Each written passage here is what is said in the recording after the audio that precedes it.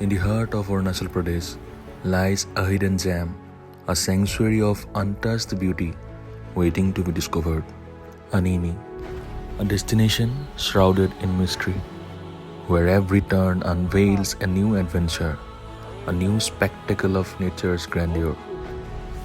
Join us on an expedition into the heart of wilderness, where the echoes of untamed landscapes beckon us forward, where every moment is a testament to the raw power and beauty of our planet. Prepare to be transported to a realm where time stands still, where the very earth pulses with the heartbeat of creation. Welcome to Anini, where the journey begins.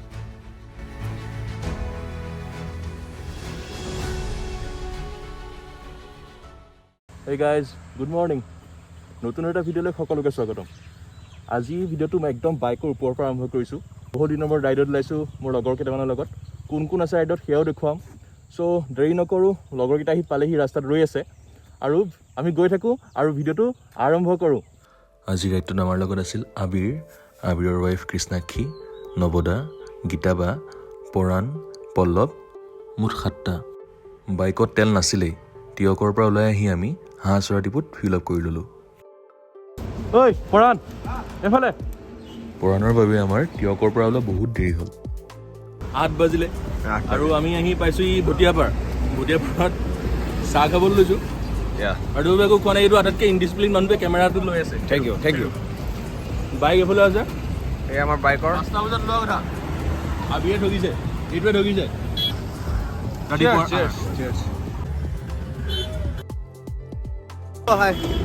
ৰাতিপুৱা monster energy, ৰাতিলৈকে কি হ'ব আৰু।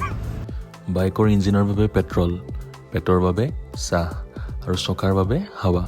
এই সকলোখিনি হোৱাৰ পাছত আমি আমাৰ যাত্ৰা এতিয়াই ভালদৰে আৰম্ভ কৰিছোঁ।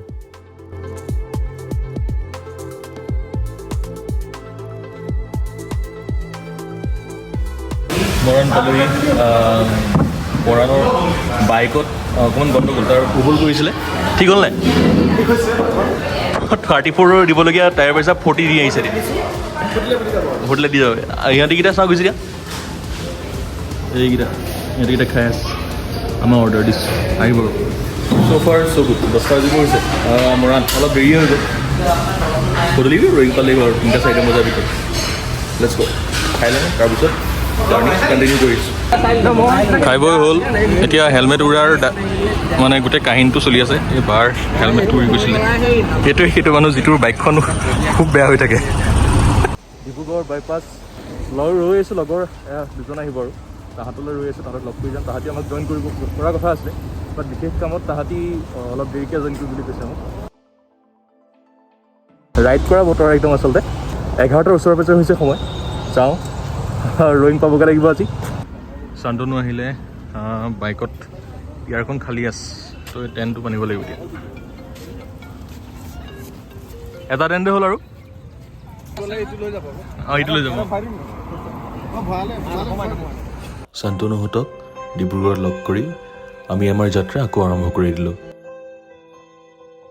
5 বছৰৰ মূৰত আকৌ তিনিচুকীয়াত অলপ দেখাই দিয়ে। এইটো তিনিচুকীয়া বাইপাছ।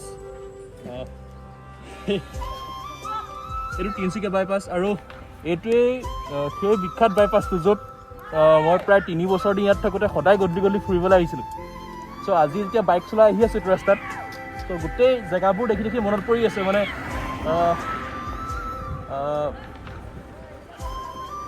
স্মৃতি কাতৰ হোৱাৰ নিচিনা লাগিছে। মই সাধাৰণতে নিজৰ মেমৰিজখিনিক লৈ ইমান নাভাবোঁ, বাট আজি প্ৰত্যেকটো ৰাস্তাৰ প্ৰত্যেকটো মানে চাবৱে বা প্ৰত্যেকজোপা গছেই মোক সেই সময়বোৰ আকৌ মনত পেলাই দিছে।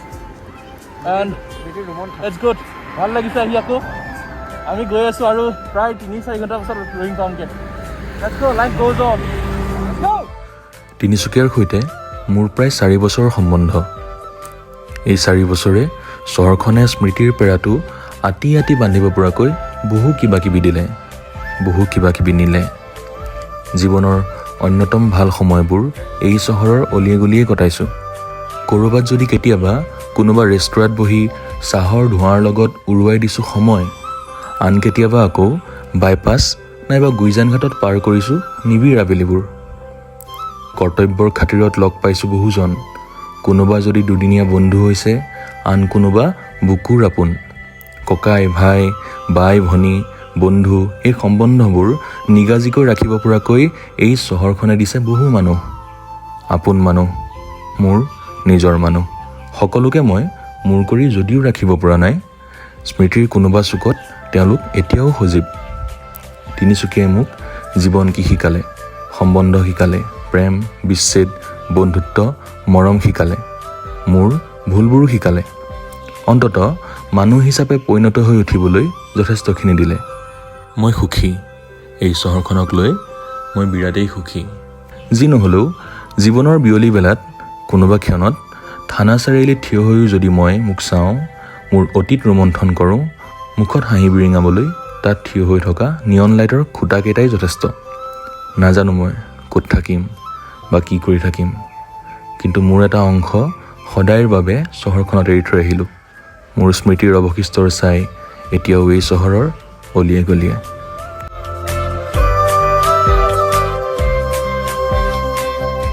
ক'ত পালোঁ এতিয়া? তিনিচুকীয়াৰে ষ্টাৰ্ট হ'বা। চিনেমেটিক নাই আমাৰ, এইবোৰ ৰ ভ্লগ হ'ব। খাই লওঁ এতিয়া মুখত ধুই। বহুত দেৰি বাইক চলালোঁ, প্ৰায় 170-180 কিলোমিটাৰমান হ'ল। ৰয়িঙলৈ বেছি দূৰ নাই আৰু। চলো সোমাওঁ, খাই লওঁগৈ। এইটো গানেই গাই আছে।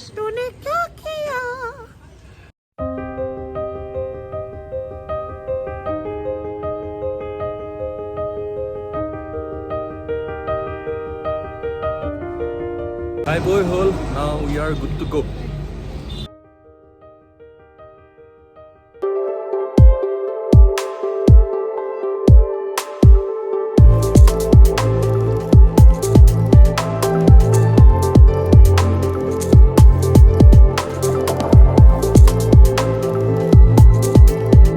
ফাইনেলি আমি পালোহি এতিয়া ঢলা শদিয়া, পাছফালে ব্ৰহ্মপুত্ৰ। এণ্ড ঢলা শদিয়া লাষ্ট আহিছিলোঁ 2018-ত, মই ৰয়িং গৈছিলোঁ 2018-ত। তেতিয়া ঢলা শদিয়ালৈ আহিছিলোঁ। বগীবিললৈ বাৰু বাৰে বাৰে যোৱা হয়, বগীবিললৈ কেইবাবাৰো গৈছোঁ, but Dhola Sadiya this is my third time. মই ডিগবৈত DLED কৰি থাকোঁতে এবাৰ আহিছিলোঁ লগৰখিনিৰ লগত, দেন ছেকেণ্ড টাইম মা দেউতাৰ লগত আহিছিলোঁ, এণ্ড থাৰ্ড টাইম এইবাৰ। ত' ব্ৰহ্মপুত্ৰখনটো সদায় নতুন মোৰ কাৰণে। মাজুলীত কাম কৰি থাকোঁতে বাৰে বাৰে যেতিয়া প্ৰত্যেক দিনেই নদী পাৰ হৈ যাবলগীয়া নিচিনা এটা অৱস্থা হৈছিলে, তাৰ পাছতো মই যেতিয়া ব্ৰহ্মপুত্ৰখন দেখোঁ, ব্ৰহ্মপুত্ৰখন নতুন যেনেই লাগে। চ' পাছ বনাবলৈ লাগিব আজি, আৰু প্ৰায় 2ঘণ্টামানৰ পাছত আৰু 1.5 ঘণ্টামানৰ পাছত আমি ৰয়িং পামগৈ। লগৰ আৰু এটা খবৰ আছে, পৰাণ আৰু পল্লৱে তাহাঁতৰ পৰাণৰ পাংচাৰ হ'ল চকাৰ। চ' তাহাঁতি ঠিক কৰি আছে, তাহাঁতি ডুমডুমাত থাকি আহিলে আমি আগত গৈ পাছখন বনাই লওঁ, দেন আমি তাহাঁতক ৰয়িঙত লগ কৰিম।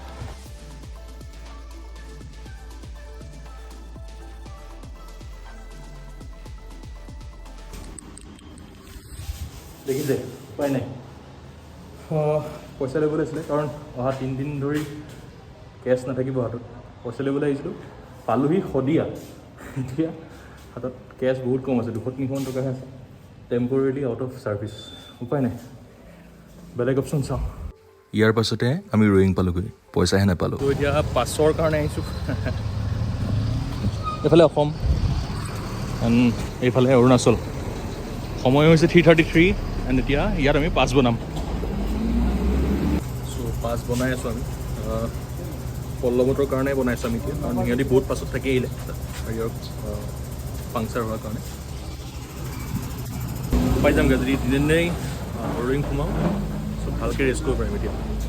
শান্তনুহঁত আহিব, শান্তনুহঁত ৰাতিপুৱা 2টা বজাত আহিব। ঠিক আছে, পল্লৱ বৰুৱা গট দ্য পাছ। যাওঁ এতিয়া, সোনকালে হৈ গ'ল, প্ৰায় 5 মিনিটৰ কাৰণে, মানে প্ৰব্লেম নাই, ইয়াত আহিলেই হ'ল। বাইকৰ নাম্বাৰ ল'লে এণ্ড আপোনাৰ নাম এটামানৰ নাম দিলেই হ'ল, পাছ লগালগ বনি যায়। চ' ইমান প্ৰব্লেম নাই।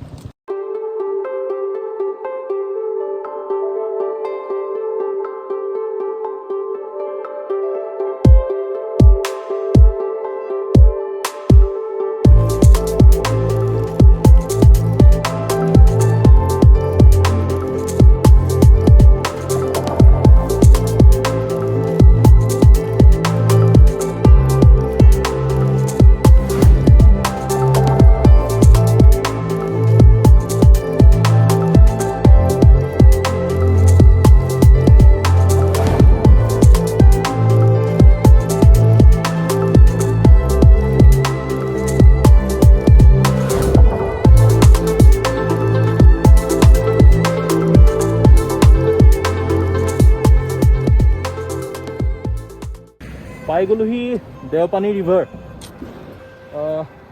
পাছফালে এইখন নদীখন 2018 চনত আহিছিলোঁ।